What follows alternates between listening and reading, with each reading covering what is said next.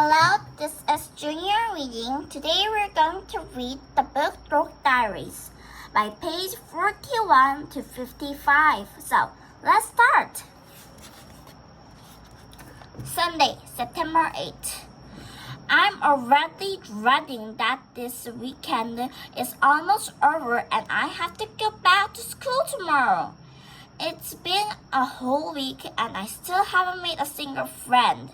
I've got this overwhelming sense of lostness sitting in the pit of my stomach like a big, fat, poisonous toad.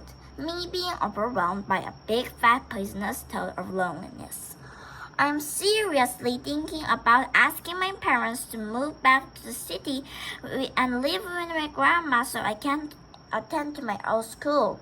I admit the school wasn't perfect, but I'd give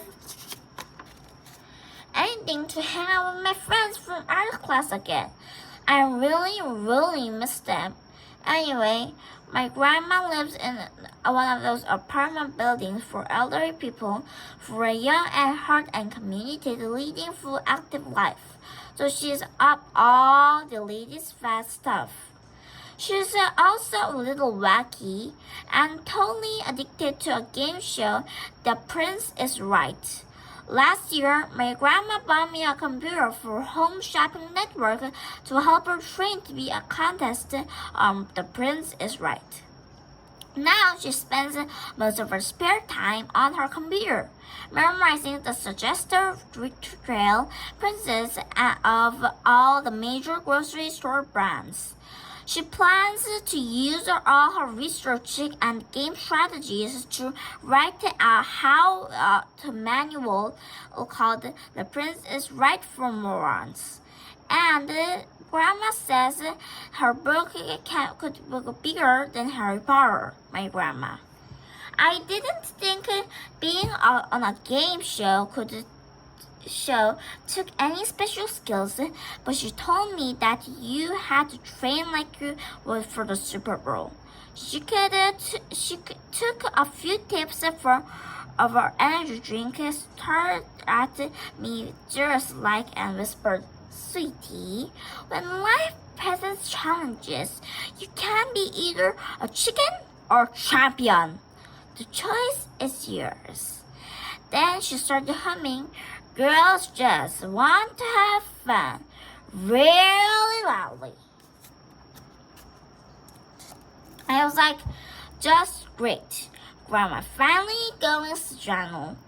Doesn't she understand that some things in your life stuck with the powerless to change? Jeez, but I haven't admit she has gotten pretty good at Prince is Right. Last few times I saw her playing along the game show, she got every single prince correct. It was amazing because she would have won like 549,321 in cash as prizes, including 3 cars, a boat, and a trip to Niagara Falls, and lifetime supply of Depends adult diapers. I gave a big hug and said, "Grandma, you have math skills at Prince is Right game, and I'm really proud of you. But you should really try get out of our home some often." Grandma just smiled, and her life is lying now. That's she talked about hip-hop dance lessons at the senior rec center. Our teacher from Daddy is dope. Then she asked me if I wanted to see her bust a move.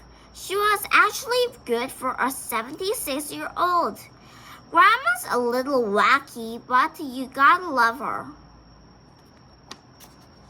Monday, September 9.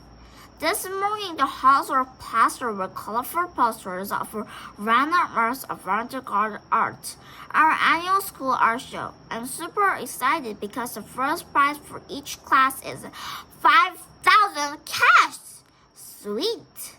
That would be enough to buy me a mobile phone, a new outfit from the mall, and art supplies. But most importantly, winning that award would transform me to a social challenge art dog from a social charm art diva. practically overnight.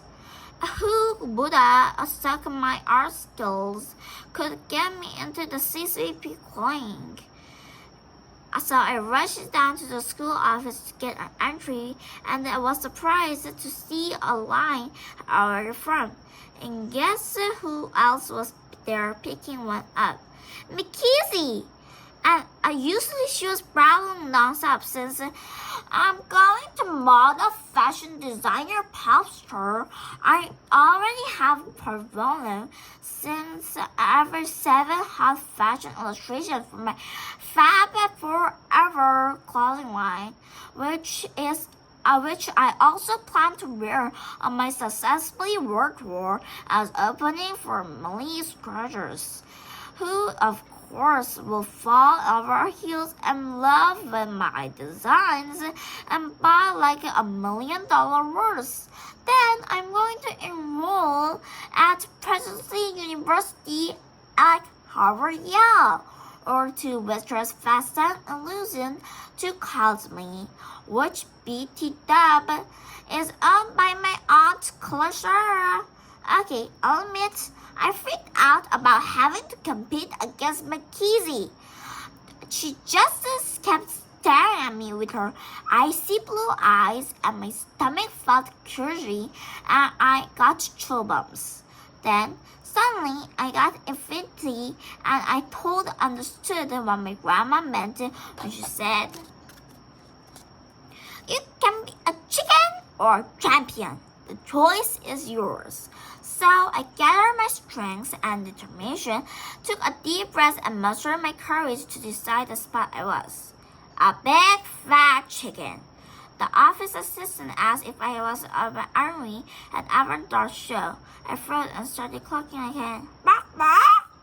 Then Mackenzie laughed like I entered the competition was the most ridiculous thing she had ever heard. In spite, I little saying she to our library assistants, as also known as the LSAs. Every day during the study hall, a few kids exhausted the school library to show books. An LSA's life is exciting as watch paint dry. So instead of trying to achieve my dream winning major art competition, I stupidly signed up to shelf dusting and boring library books. My future miserably life as a library shelving assistant. If I see another book, I'm going to puke. And it's all Mackenzie's fault. When I reported to the library during the study hall, the librarian, Mrs. Peach, gave me a tour. She took me and working with 2 other girls signed up last night. But what I wanted was who in the right mind would sign up to shelf library books as an intrusive activity. At least I had a good excuse. I didn't want a temporarily insane from Mackenzie's icy stare, which froze my brain cells and slowed my heartbeat totally impossibly. My body so I couldn't sign up for the avant-garde art competition. Tuesday, September 10. I had to meet the horrible accident French class today. While I was taking my French textbook out of my backpack, my perfume butter spray called Sassy Sarah fell onto the floor. Fortunately, the little white nozzle thingy popped off and just kept spraying until the entire can was empty. My teacher, Mr. Something or other, started yelling a lot of stuff in French that sounded me awful like swear words. Then he evacuated all the students from the classroom because everyone was coughing and choking and their eyes were watering real bad. And while we were standing in the hallway waiting for the smoke to go away, he asked me very rudely in English if I was trying to kill him. Okay. First of all, I don't like French class that much anyway. And second of all, it was just an accident. I mean, it's not my perfume was really going to kill him. At least I didn't think so. But again, what if it really was? Actually did. What if my French teacher collapsed in the teacher's lounge while eating a corn dog and lunch died from the extra sassy Sarah expedition? And what if, for 3 whole days, no one noticed the foul odor coming from its dead body, since the school lunches normally smell like rotting flesh? The police would launch an expedition, and I would be the main suspect. Then the CSI, mainframe scene experts, would identify scientists based on my trans teacher nose, hairs, and find traces of sassy Santa. They would figure out that I was guilty of filming him and landed dose my body spray. And then, what if the CSI team secretly all planned the physical evidence on Moy?